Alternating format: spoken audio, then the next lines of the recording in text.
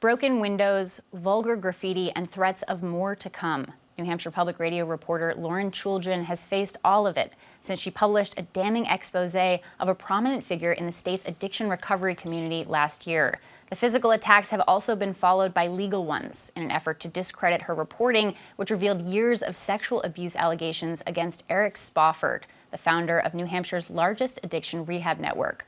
Spofford has denied any involvement in the threats or vandalism, but reportedly sent Lauren, her editor, her station, and some of her sources a series of messages pressuring them to retract the story. When they didn't, he sued them for libel. As for the physical attacks, prosecutors charged 3 men for conspiring to harass Lauren and her editor, reportedly at the request of a, quote, close personal associate of Eric Spofford.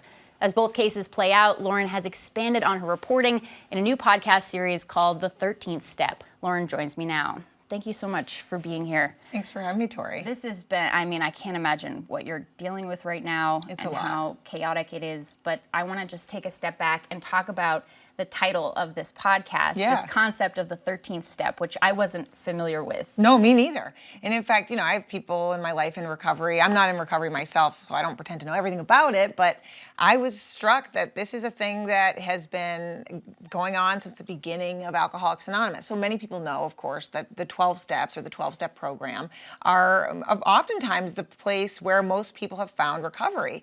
But it turns out that there's this kind of phrase that is used called the 13th step or 13th stepping, where someone who is further along in their recovery, insert verb here, preys on or hits on or wants to have a relationship with someone who is earlier in their recovery. And what we really talk about in the podcast is how early recovery is an extremely vulnerable time. I think we talk a lot about active addiction, right? And we know how difficult the brain is having a time trying to sort out the substances that are dealing with.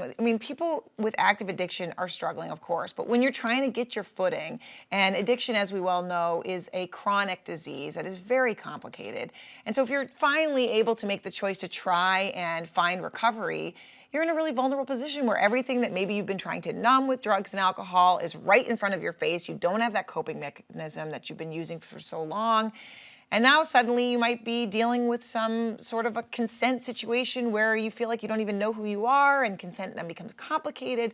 And so this idea of 13th stepping, if you ask anyone in recovery, they'll know exactly what it is. But it took me years of reporting to understand that what I was looking at here was not just one story about one guy in one treatment center, but this is an unfortunate phenomenon that many people in recovery have experienced.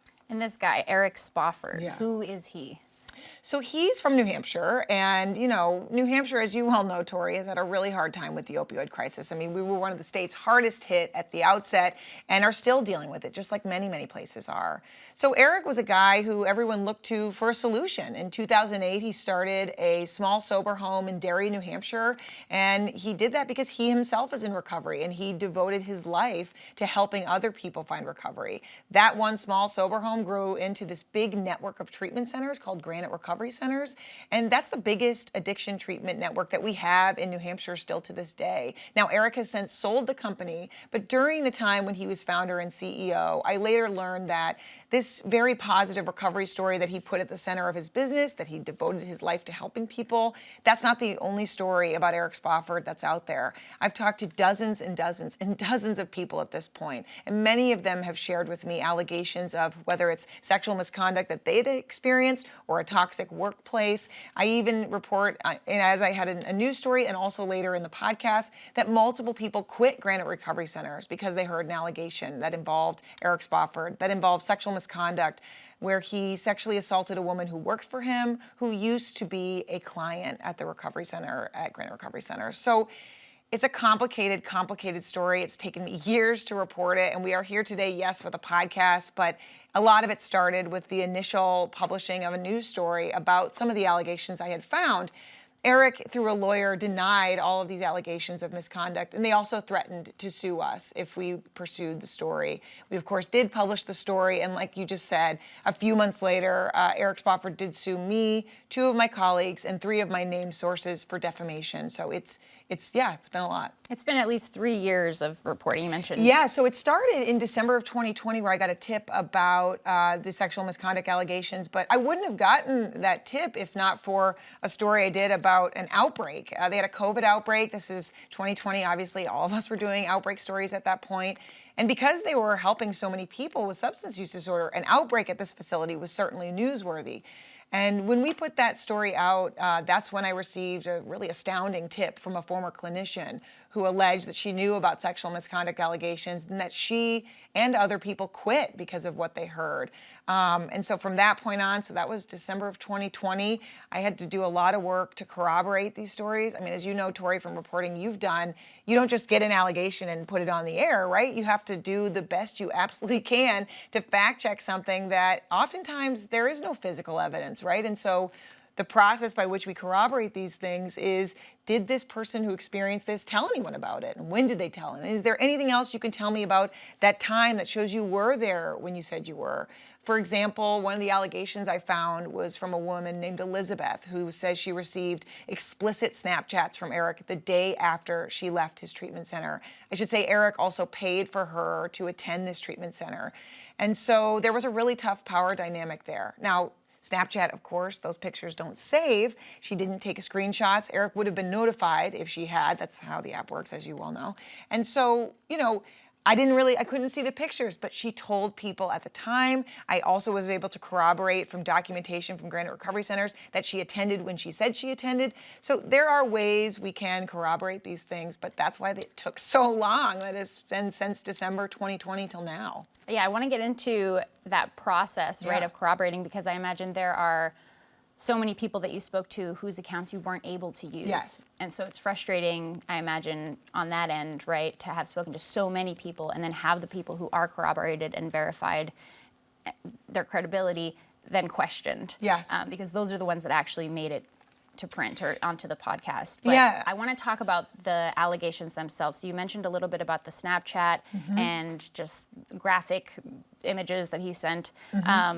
What are some of the other stories that you've heard from survivors? Sure. So people will hear in the podcast about a woman we call Employee A, who we use a lot of pseudonyms in the podcast and in the initial reporting because a lot of people were afraid of legal retaliation or retaliation of any kind for coming forward.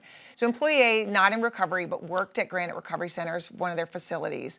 And she received similar Snapchats while working for Eric that Elizabeth also received. And she also told me that there was a day when she was working, during the workday, Eric called her in for a meeting in his office, and she alleges that he sexually assaulted her. And, you know, this is in his office in the middle of the workday. People, as Employee A said, were working right outside the door. And she told people that this happened, and I was able to corroborate it with them.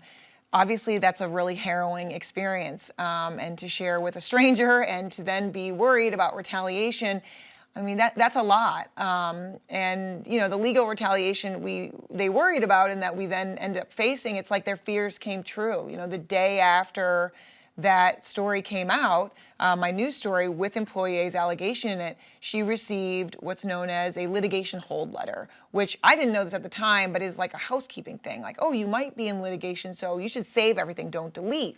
Well, I didn't know what that was. She didn't know what that was. And so what you really see when you see this complicated legalese kind of thing on your phone is, am I being sued right now? And she had just done this big, courageous thing of coming forward, alleging that this awful thing had happened to her.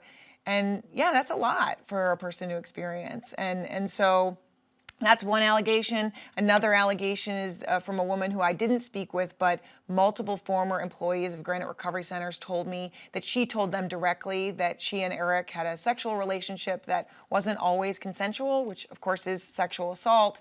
And she was a former client of Granite Recovery Centers as well. Eric would later tell a colleague that I spoke with that he settled with her. And so, you know, these are big, serious allegations. These are big, serious things in any industry. But I really wanted to take the time and care, especially with these allegations, because in this industry, this is an industry that's supposed to help people get well in a public health crisis. I mean, the stakes just couldn't be higher. I wanted to ask about that, like what's being done, because one of your sources mentioned that she'd actually previously had a conversation with an FBI agent. Yeah. And the FBI agent said, well, you'd have to take that up with the cops. And I think she says, you are the cops, right? Like, who's going to help me in this scenario? And they were investigating something else related to finances, I guess. But How prevalent is this issue? Do you think that this spans beyond Granite Recovery Centers? Oh, certainly. Oh, without a doubt. I mean, in fact, as I started to talk to other people about what I had found, I unfortunately heard from many other women who, didn't go to Granite Recovery Centers, but described situations to me where anytime they would enter a facility that was supposed to help them, I heard from women who made allegations about a food pantry. I heard from women who made allegations about the guy who drove them to detox for the first time. And you can hear some of this in the podcast. Unfortunately, sexual harassment, especially sexual misconduct, is prevalent, as we know as women, everywhere, but especially here, because people are in an exceedingly vulnerable position where they're often not believed, especially if they're not a man or if they are, in active recovery. They're not a person that society often, or active addiction, they're not a person that society often believes, unfortunately. And so, we've learned in the Me Too movement that obstacle on obstacle on obstacle is stacked against a person trying to make such a big allegation. Well, try being a person who's experienced addiction, who has substance use disorder, who oftentimes isn't believed, because sometimes when you're in active addiction, you have lied, trying to make yourself not withdraw. I mean, it is an exceedingly complicated situation, but I just have always believed that means we need to take extra care to help people deal with this chronic disorder. I mean, it's a lot. And no, there's not enough oversight. And no, there aren't enough, easy pathways to accountability. And so, you talk about employee A, it is true that it wasn't the FBI's jurisdiction to take on this sexual assault allegation. But when you're in a position of feeling like the person you're alleging is much more powerful than you, it feels like you don't know which pathway to take it or who's really going to believe you. And that's been an argument that Eric Spofford has used, is that these are people in recovery and they're not necessarily credible. Right. Which is quite a thing for someone to say, right, having gone through that experience himself, to take away that agency from them. But he has publicly made those statements, and for you as a journalist, your responsibility is to trust but verify. Right. How did you navigate the issue of consent when you're, I know you've done a lot of political reporting, but this is Me Too kind of reporting, also the additional factor of working with folks who are experiencing substance use disorder. So there's a lot to navigate there in terms of establishing that trust and also making sure that you're not feeling as if you're coercing people to come forward. Right. Yeah, the thing that I really focus on, honestly, is telling people it's their choice. Of course, as a reporter, I want as many people to come forward for the story. The more people in the story, the more credible. But I needed sources to understand what that would look like. Now, I could not tell them, and I think my house will get vandalized if the story, which we'll get to, Yeah. But what I can tell them is it is absolutely your choice. It's not good for me and it's not good for you if you decide that this isn't something you want to do, you're not comfortable coming forward. The most important thing for me is to establish trust. And I wanted sources to understand that, yeah, in a political reporting situation, if the mayor of wherever says to me, we're on the record, and then calls me later and says, no, we're not, that doesn't fly with me. That's a person in a position of power. In this case, yeah, there were many situations where women, as people we hear in the podcast, wanted to share something with me, did interviews with me, and then decided they couldn't do it. And frankly, that's their decision. It's their story. And, as difficult as that is, I just had to accept that because that's their life. And, it's a tough one though, right? You get really close, you spend all this time, and, but it was important to me that people knew what they were getting into. And sometimes that time, pays off, so to speak, right? I mean, I had a former HR director go on the record, use her real name. And she was an exceedingly important source because she had notes that backed up some of the conversations she had. And even with that, strong of corroboration for what she was sharing, it took a year for her to decide that that was something that she was willing to do because she was so afraid of legal retaliation. It's a luxury that my station, a small station, afforded me that time to do that. But that's what you need in order to gain people's trust. Those threats, or that looming threat of this powerful person retaliating, that did seem to pan out, right? I mean, let's talk about what happened after you published your first story, the attacks on you and your family. Yeah, so the story came out in March of 2022. And then in April, I got a call from my parents that their house had been vandalized. I called my boss to tell him about it.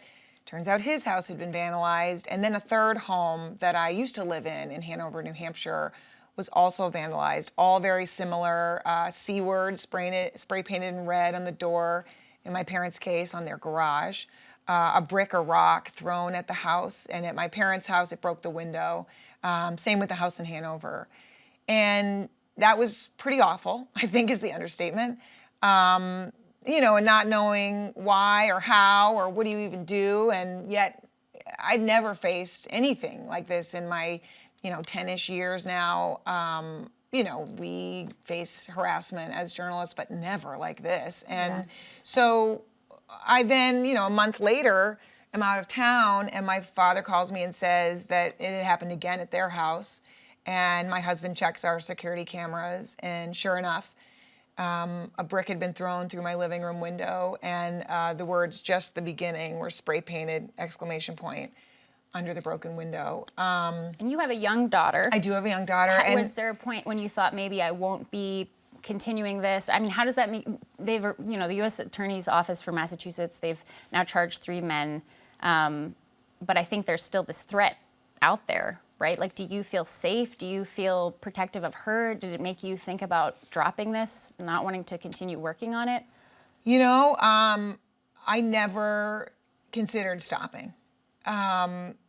Not because it's not scary, not because it's not intimidating, not because, it is intimidating. It is intense. And you know what? It was really hard for my sources. I had a conversation with employee A who made the sexual assault allegation, and she said that the scariest thing that happened was the vandalism at my house. That's a pretty profound thing for a reporter to have to share with a source and navigate together now. Like, you don't want to become the story. No, right? Certainly not. Yeah. And, that was her reaction. And that's really difficult. And it was difficult for my parents, and it's still difficult. But as you say, federal investigators have put together quite a case against 3 men, and I know the investigation is ongoing. So there's only so much I can say, but no, this reporting is important, and I wouldn't have put it out there if I didn't corroborate it. I think people need to understand how complicated this kind of reporting is, and it doesn't just happen overnight. Yeah. And, my lawyers looked at it. Yeah. I have fact checkers. This isn't just something I threw out there. No, this is a years-long effort, and it's culminated in the podcast, The 13th Step. Thank you so much, Lauren Chooljian. Thanks for being on. Thanks, Tori.